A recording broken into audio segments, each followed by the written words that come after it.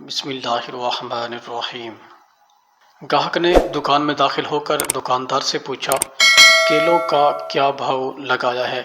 دکاندار نے جواب دیا، کیلے 12 درہم اور سیب 10 درہم۔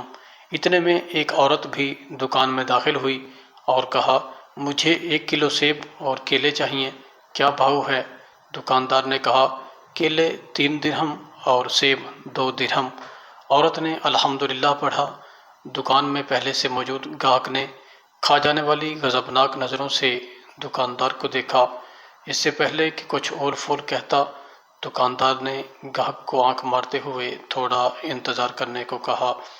عورت خریداری کر کے خوشی خوشی دکان سے نکلتے ہوئے بڑبڑائی، اللہ تیرا شکر ہے، میرے بچے انہیں کھا کر بہت خوش ہوں گے۔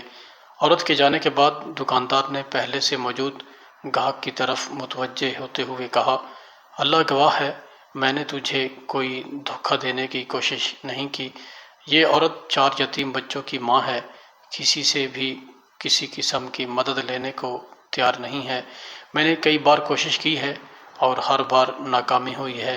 اب مجھے یہی طریقہ سوجا ہے کہ جب کبھی آئے تو اسے کم سے کم دام لگا کر چیز دے دوں۔ میں چاہتا ہوں کہ اس کا بھرم بھی قائم رہے اور اسے لگے کہ وہ کسی کی محتاج نہیں ہے۔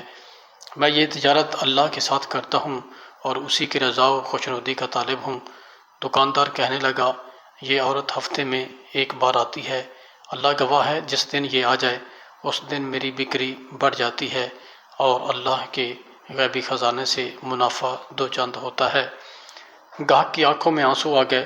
اس نے بڑھ کر دکاندار کے سر پر بوسہ دیتے ہوئے کہا، بخدا لوگوں کی ضرورتوں کو پورا کرنے میں جو لذت ملتی ہے اسے وہی جان سکتا ہے جس نے آزمایا ہو۔